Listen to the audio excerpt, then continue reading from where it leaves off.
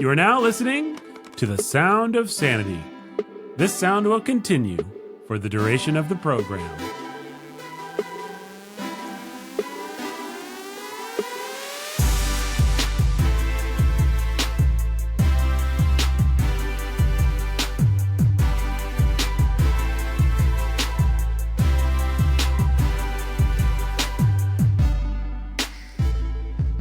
Greetings! Welcome to Sound of Sanity. I'm Nathan. I'm your humble and obedient host. We've got Benjamin Sulzer, the preacher who's a teacher of sanity right there. Hello, Ben. Hello. Introduce Jake. It's Jacob Insel, the pastor who's a master of sanity. Hello, Jake. Hi. We are about to engage in another one of the episodes where we engage. I'm using that word again. I don't like that. But we are, I dare say, engaging with material that's been furnished to us by our fans on Discord, which you can get through patreon.com/Sound of Sanity. You can make us talk about anything you want simply by dropping links into a channel on our Discord where we talk about things going on in the culture and society. So these are the things that our fans wanted us to talk about, and we are going to talk about them starting now. Chat GTP has been programmed to be anti-Christian, to think that Donald Trump is bad, to think that Marxism is good. And a bunch of other crap like that. Yep. That's true. And that is something that I feel like has been demonstrated in 1,000 different ways by the time. Yep, absolutely. This is old news, Yep. but worth mentioning. The thing that it makes you want to do is break up the monopolies that big tech have. That was the point that the author of this article was actually making, is we need to break up Facebook, we need to break up Google.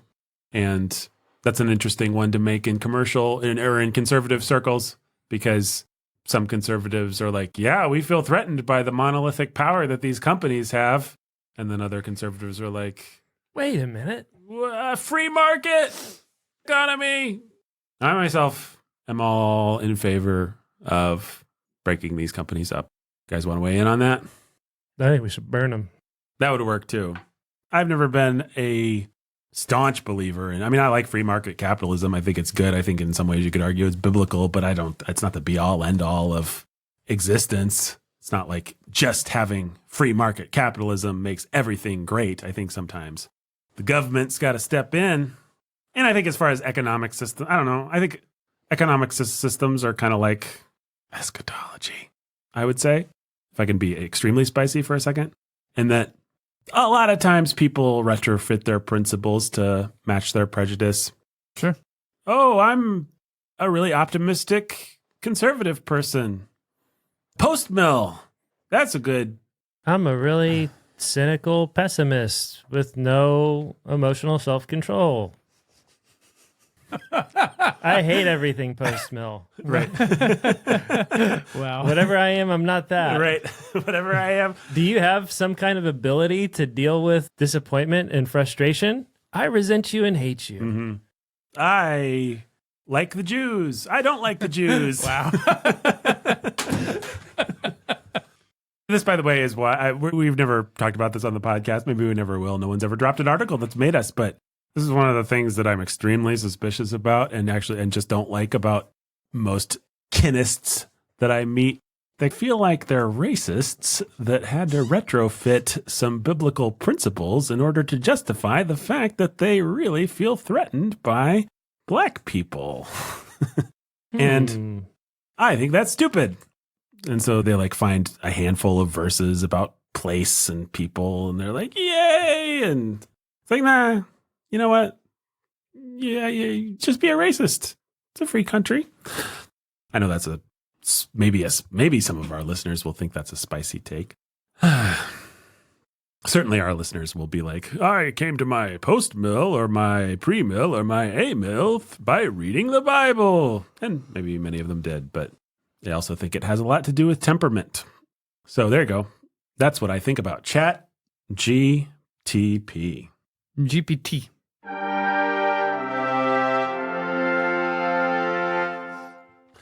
Vox article, judge says 13th Amendment allows for abortion because a woman being forced to carry a baby to term is like slavery. Yeah, let that baby go free. Bring it to birth. Is that what the article... that was a lame joke. I'm sorry. couldn't help it. That's so stupid. Well, the judge is being stupid. I know. He's just being a provocateur. I was just being stupid back, but I feel bad about it. He's got ambitions, guys. He wants to be in the news. Or maybe it's even a she. I don't know. I would Well, do anything not to click on this Here Vox we article. are. So. Here we are promoting the Here we fact are that promoting. this judge made this stupid, evil, dumb take. Next. Luke Skywalker is LGBTQ plus. Sam Smith. Oh, sorry. Yeah, I guess people were mad that Sam Smith dressed as Satan. They just want him to go back to dressing as some kind of sub-demon or something instead. They really hated that he dressed it as... I don't know. I'm sorry. Sam Smith is a pagan guy that is like non-binary, and he goes around and he looks demonic 24/7 if you have any sort of conscience about sexuality. And then everyone was like, oh, he dressed in red leotards and did a evil performance. Let's share 1 million tweets about it with images from the evil performance. In video. Lots of video was floating around. I Oh did my not goodness. look at any of I it. just logged off Twitter for 2 days because it was so obnoxious. Yeah. Everybody needed their hot take on evil people doing what they said they were going to do. And then this is like the week before the Super Bowl. So going in, I'm like saying things like, hey guys, guess what?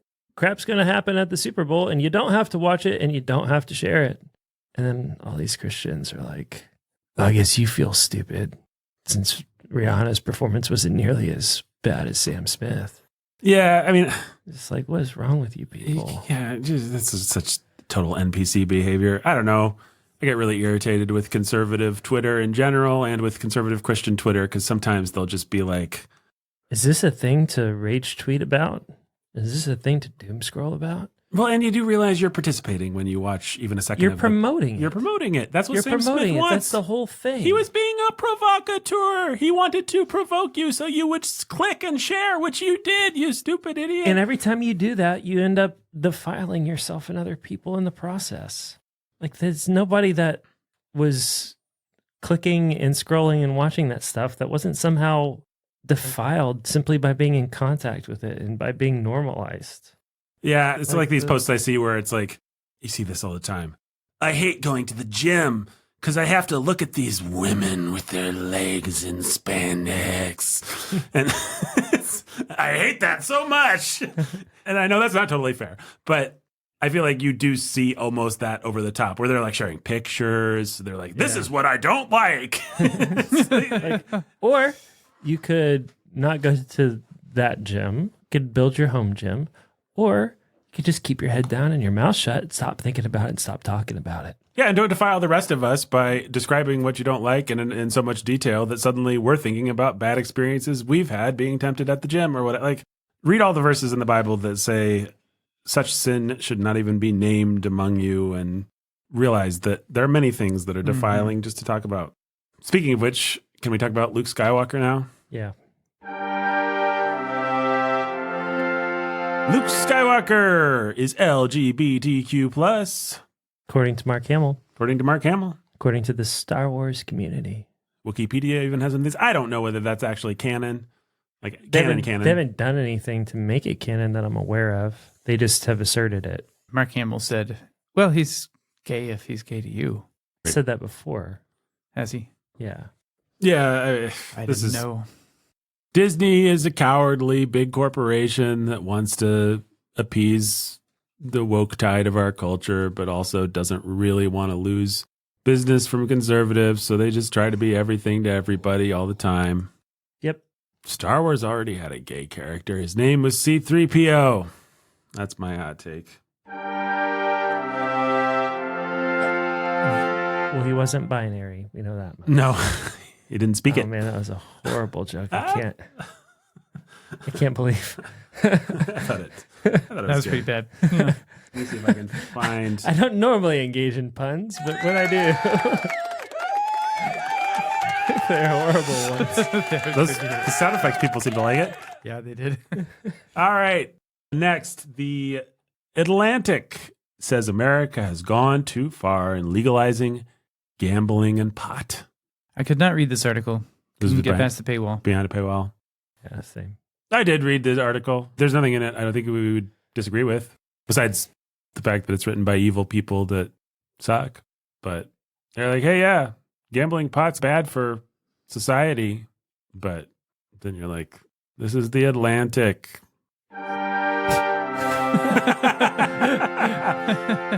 How the Harry Potter video game became an ethical minefield. This is an article by a think piece about Hogwarts Legacy was coming out, highly anticipated, but it was a question of morality for people because, of course, J.K. Rowling's a TERF. Yep. You're going to be giving her money if you buy this game. Yep. She doesn't care. She's going to make a lot of money. Does anybody know, is there actually a trans character in the game? My feeling on that is no. Serona Ryan is what this Vox article said. Yeah, there's some character. Hold on. I thought she was just coded. Okay, a character who's almost explicitly transgender. Almost explicitly. Almost in one scene says the line, "He recognized me instantly, which was more than I can say for some of my own classmates. Took them a second to realize I was actually a witch, not a wizard." So apparently it's a witch who looks like a wizard. People were also trumpeting that, which is maybe the only reason I haven't bought the game yet, because I just didn't. I didn't care to look into it. I think it would be a very minor component of the game, for whatever that's worth. Maybe a lot. I don't know.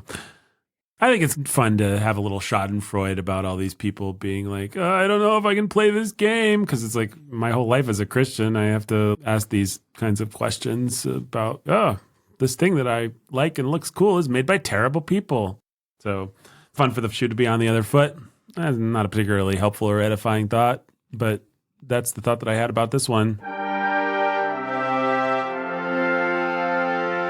Well, they're rooting Roald Dahl.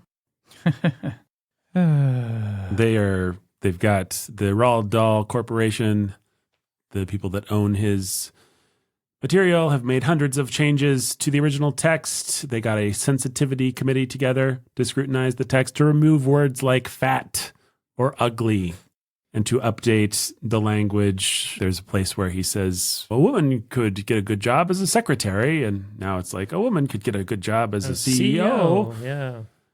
Stuff like that. Yeah. Dumb. Yeah, no, it's very dumb. And it's very ironic that it would be Roald Dahl, famed misanthrope, anti-Semite Roald Dahl, of all people, that they would try and say, we're just updating him for a new generation. But the whole was also going around, had put in his contract or something like that, or said that if his publisher ever tried to change anything he wrote, that he'd sick his crocodile on them. The whole appeal of Roald Dahl is that he don't care. He's rude, and he says he's scared and horrified by fat women. That's why kids read him, because it's like, I also find smothering cruel fat ants to be horrible, but I'm not allowed to say that because I'm just a dumb kid. But Roald Dahl say it. He talks about how nasty everybody is. I mean, you don't have to like it, but if you do like Roald Dahl, that is Roald Dahl. He's incredibly misanthropic, and that's the fun. He said the key to writing a good children's story is to remember that revenge is sweet. That was his formula, was set up horrible people that we can all hate and then watch them pay. Whether it's Mrs. Trunchbull and Matilda, or the 5 horrible kids, or whatever many there are in Willy Wonka. Schadenfreude is what you're meant to get out, or the Twits, which is just a story about 2 horrible people being horrible to each other and horrible to everything and everyone until they die. It's ridiculous that they'd go after Roald Dahl. It's also ridiculous that they'd go after James Bond, who didn't have time to make it in here, but James Bond, apparently his company is going through and doing the same thing, removing racial epithets and making James Bond more sensitive. You mean the novels? The novels, yeah, the novels. Wow. I'm sure the movies aren't far behind, but yeah. I mean, the movies. Yeah. I mean, we just got Daniel Craig to play a very sensitive James Bond for the... Came up out of the water. He did come up out of that water. But Now he's still on his apology tour. like, you don't have to like James Bond, but the idea that you can have a James Bond that you can remove the misogyny and the jingoism and all that, like you remove all that stuff, you just don't have anything. Those were the primary characteristics of James Bond and the appeal of James Bond. It's like they chose the two. I'm sure we could think of another author where it's like you wouldn't be so much attacking the spirit of the work if you updated the language, and we still wouldn't like it, but I'm sure we could think of an author where it'd be less ironic. But these are the two that are just about as ironic as it could be. Now, we should say, since this article was posted in our Discord, the Roald Dahl Corporation has walked back a little bit. Now they're going to publish two different versions, and you'll have to Choose. You'll have to know which one's which. It's not like one will be marked the inclusive version, but it'll be like you can find the original text, probably have a disclaimer, and you'll just have to know which. You should know, though, if you bought any of these books on Kindle, they were silently updated on you. So you have the bad language in your Kindle version, even though you didn't used to have the bad language. So that is one of the problems. I love Kindle. I love the ease of e-reading, but that is one of the problems. That's You a don't hot actually take. own what you buy there. You're Right. simply leasing it, and they can change it, they can pull it, they can take it. Yep. You heard it here first, folks. Maybe you did. But It's very 1984. yep. Yep. So, yeah. Next, there was an article from Compact about a black professor trapped in anti-racist hell. That was the name of the article. And this was the story of a professor who was the mentor for a bunch of high school students who were in the Telluride program. And so basically these students got to go be part of a college experience, these advanced students that have been selected. And the professor, who's a black guy, tells the story of how some woke PAs or whatever get a hold of these students and the light goes out of their eyes and they show up as these nice high school students. And by the end of the semester, they have stopped talking to him because he's a racist, even though he's a black guy who's just reporting. I think he reported on history and used the word NEGRO, and they didn't like that. So, yeah, I don't know what to say about this article. It's a good article. It's interesting. It's interesting because you get the mindset of the professor. It's from his perspective, and he's a very liberal guy who's all about anti-racism seminars and inculcating wokeness in high schoolers and college students. And he sees the way that anti-racism can turn on itself and become an ever more exclusionary group with the people in it devouring themselves. Yep.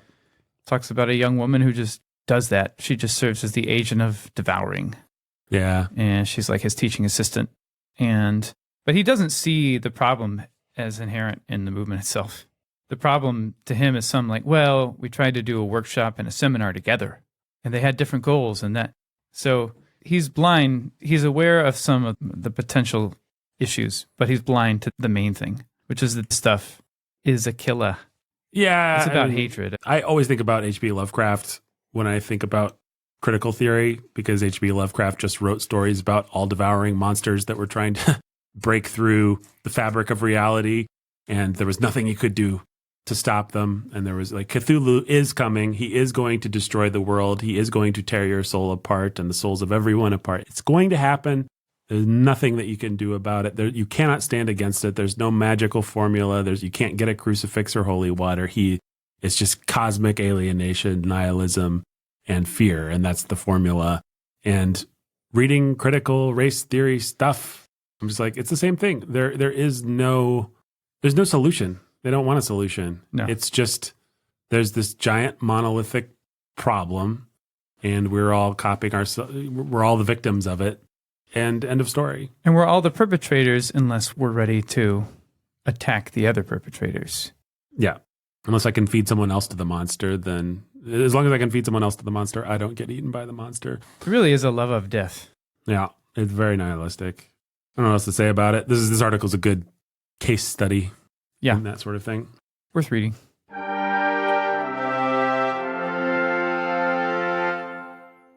Hey, Indiana got rid of funding for the Kinsey Institute. Maybe. The House voted. The House voted. Senate could veto it or whatever. Not vote on it. Deny it. What's the word here? Anyway, It's not through yet. And I think our good friend Pastor Bailey pointed out what they actually should have done is said, we're going to drop all funding for Indiana University until you get rid of that horrible thing and burn it to the ground. Yeah, that'd be better. That'd be better. But hey, I'll take it. Yep.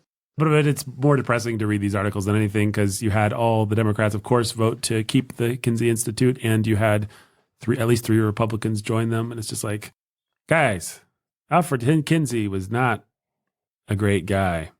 What are you trying to signal? And they said, based on the article in the Associated Press that reported this story, said, based on some disputed ideas about who Kinsey are, they're not disputed. I mean, they are disputed because people dispute them, but you don't have to go farther than reading Kinsey's book than reading the actual report, Sexuality in the Male, whatever that book is called. And you will see the parts where he talks about experiments they did on children, and he's got them cataloged and he's got them in tables, and you can see exactly what experiments they did on children, sexually speaking. And I don't want to go into it on the podcast, but it's all documented in black and white.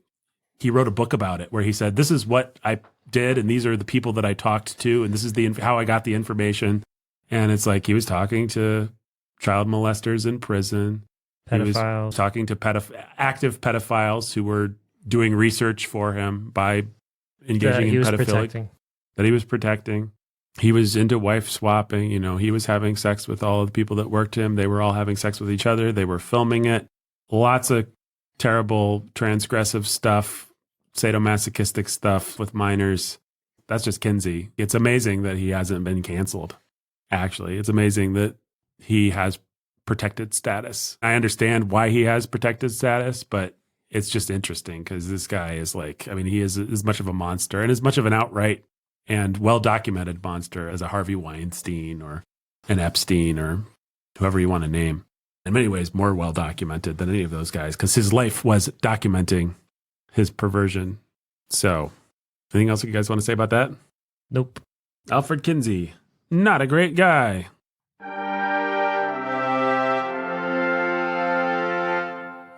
Hey, Warner Brothers making some new Lord of the Rings movies. Oh, boy. Oh, boy. Hey. I guess Thorin wasn't the only one who wanted to go on a quest for more gold. Ho, ho, ho, ho.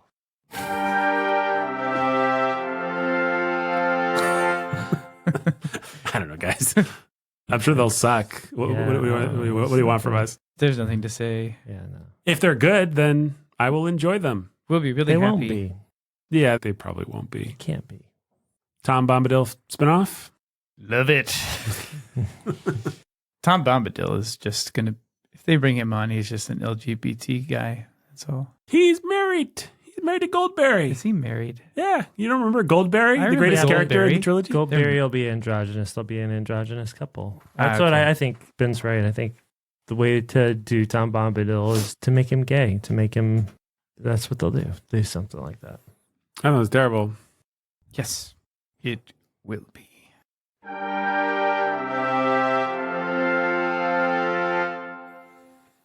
There's an underground abortion pill network. Since Roe v. Wade got struck down and it's a little harder to get abortion access in certain states, people have been mailing pills. Yeah. Just a reminder that Roe v. Wade doesn't remove abortion, and even if your state outlaws abortion, that doesn't remove abortion because they're not outlawing pills that kill babies. So they're not really outlawing abortion. Yeah. The vast majority of abortions, even before Roe v. Wade was outlawed, were chemical. And that has continued. And It's going to continue. Yep. This is a reminder to pray and keep praying because it's not going away. Yep. Tell you what is going away, though, this podcast. I think we've talked about everything that we have to talk about this month. Guys got any more thoughts on Roald Dahl or Harry Potter or Luke Skywalker or Lord of the Rings or Alfred Kinsey? Everything is gay.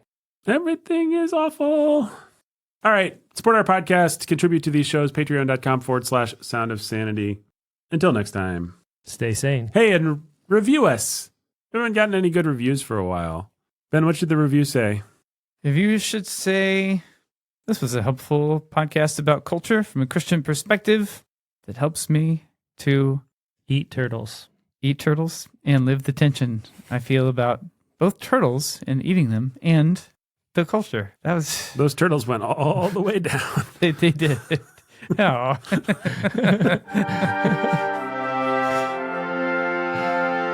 I feel sad. I hope I hope the review that you write is better than that, listener. We got a 5-star review on Valentine's Day. Somebody on We did? Valentine's Day took time to give us a 5-star review. Oh man, their wife must be angry. What's it say? Or their husband. That Sorry. rap Ben did there, though. Chef kiss emoji. This is from Grok. Grok? Grok. There's an L in there and 2 Ks. All right. Well, I want to thank Grok, and I'm sorry, Mrs. Grok. I'm sure he got you some flowers and took you to Ponderosa. And I still can't believe somebody was motivated to write a 4-star review because we changed our logos. they duck us a star? They did. It was just like the title of the review is I miss the old logos. 4 stars. Interesting content, but I like the old look better. A better update should have been made. Okay, where's my new logo fans? I need you to balance that out. Go leave a 5-star review. Say the new logos rule, or don't even talk about the new logos, but come on. All right. We already said it, but until next time. Stay sane.